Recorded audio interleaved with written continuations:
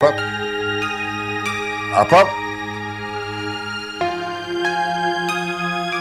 सकीना भी, तुम परेशान ना हो बेटा, उमैर और रनी ने बहुत अच्छा किया। सकीना भी, तुम नहीं जानती अलीना, कौन कौन से तूफान इस घर की तरफ पड़ रहे हैं। आपा आपा आपा प्लीज रुकिए, प्लीज आपा प्लीज मेरी बात तो सुन ले। क्या बात सुन तुम्हारी? एक बार तुमने मुझे मेरे घर से निकाला था और आज तुम्हारी औलाद ने। आपा मैंने? तुमने जब तुमने उस ताहिरा की खातिर इरम से शादी करने से इनकार कर दिया था तो अली समेत मुझे घर छोड़कर जाना पड़ा था, तुम्हारे इनकार की सजा के तौर पर। आपा आप अभी तक ताहिरा को नहीं भूली? वो तो अब एक भूली बिसरी कहानी बन चुकी है, ऐसी कहानी जिसका अंजाम भी ना हो। मैं जब तक जिंदा हूं उसके दिए हुए जख्म मुझे तड़पाते रहेंगे। और ताहिरा के जख्म, उनका हिसाब कौन देगा? तुम्हारे लहजे का दुख और आंखों से हसरतों का टपकता हुआ खून इस बात की गवाही दे रहा है वजाहत कि वो कहानी तुम्हारे दिलो दिमाग में आज भी जिंदा है। देखिए, मैं सिर्फ बच्चों के लिए जिंदा हूं, आप भी सब कुछ भुला के चाहे तो अलीना को ले जाएं। मैं सब भूल जाऊं, ये भी भूल जाऊं कि आज तुम्हारी औलाद मुझे घर से बेघर कर रही है। अब वो बच्चे हैं, मैं उन्हें समझा लूंगा, मुझे थोड़ा सा वक्त दीजिए। वाह, मुझे मेरे ही घर में रहने और उसमें दाखिल होने के लिए मोहलत मांगी जा रही है। वाह। अब आप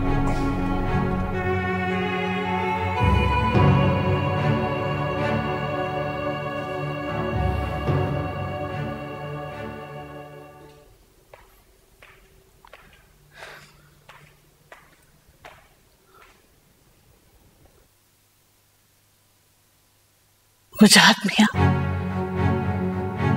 इस घर के हालात किस नहज पर आ गए हैं। जहारा बेगम ने हमेशा अपनी जिद पूरी की है और अगर वो यहां शिफ्ट हो गई तो? मुझे बताएं सकीना भी, मैं करूं तो क्या करूं? मुजरिम तो मैं हूं, सब कुछ मेरी वजह से हुआ है, महज इसलिए कि मैंने जिंदगी से अपना हक क्यों मांग लिया?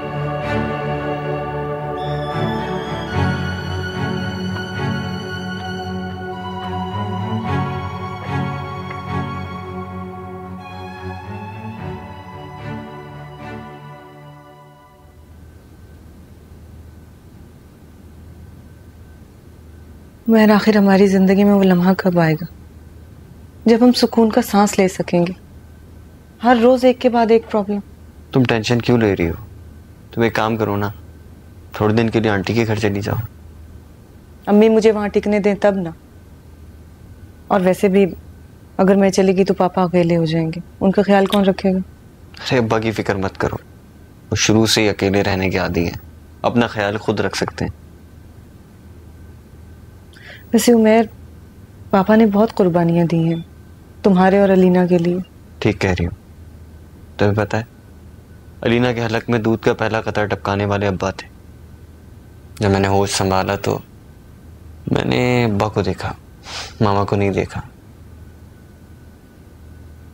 मुझे लगता है कि पापा को तुम्हारी मामा के बाद शादी कर लेनी चाहिए थी। अगर वो उस वक्त ऐसा कर लेते तो हाँ शायद इतना अकेला नहीं होते। हाँ कर लेते, लेकिन जहां पुप्पो। मैं पुप्पो से बात करती हूँ कि अगर उन्हें यहाँ शिफ्ट होना है तो शौक से हो, मगर कम से कम हमसे हमारा रूम तो नहीं खाली करवाएं। कह तो तुम ठीक रही हो, लेकिन प्रॉब्लम ये है कि अब्बा और सकीना भी, ये दोनों नहीं चाहते कि जहां पुप्पो यहाँ पर रहें। अच्छा, मगर क्यों? पता नहीं, पता नहीं इन बड़ों के दरमियान ऐसी क्या प्रॉब्लम है, क्या बात है जो हमारी सोच से बालातर है।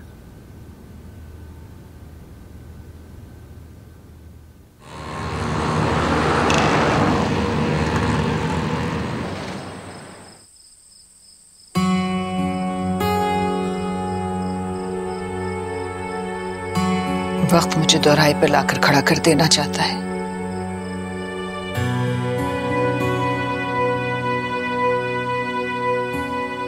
अपनी मोहब्बत की कुर्बानी देकर भी मैं बेसुकून क्यों?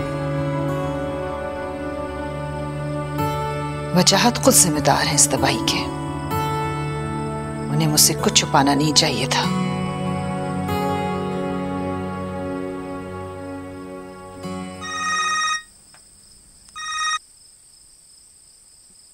हेलो,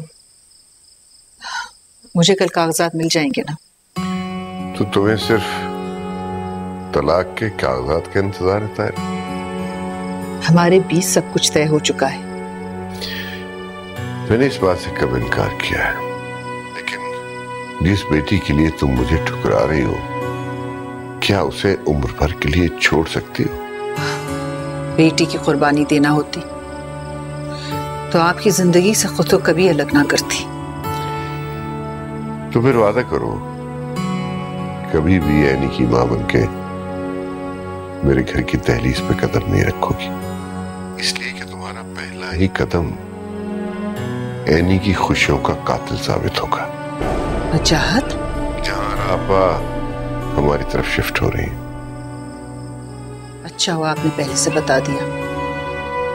बताओ, अब क्या तुम कभी ऐनी को अपनी बेटी कह सकोगी? तलाक के कागजात तुम्हें मिल जाएंगे। इस तरह से हमारा रिश्ता हमेशा के लिए खत्म हो जाएगा और उसके बाद अपनी ममता का तहफ्फुज करना सिर्फ तुम्हारी जिम्मेदारी होगी। मैं आपका चैलेंज खुले दिल से कबूल करती हूँ। मैं अपनी ममता को कभी नहीं मरने दूंगी। अपनी औलाद के लिए शर्मिंदगी का बायस कभी नहीं बनूंगी वजाहत।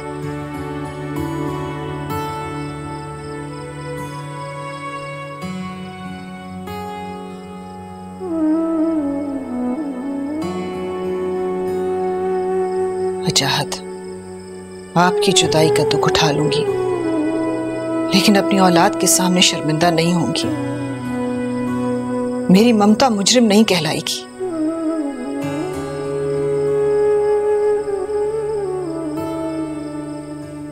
मैं आ रहा हूं, कल तुम्हारे पास होऊंगा। ओए तू सिर्फ मेरी है और मैं तेरा। कौन है? क्या हो गया? आँख भरा आसमां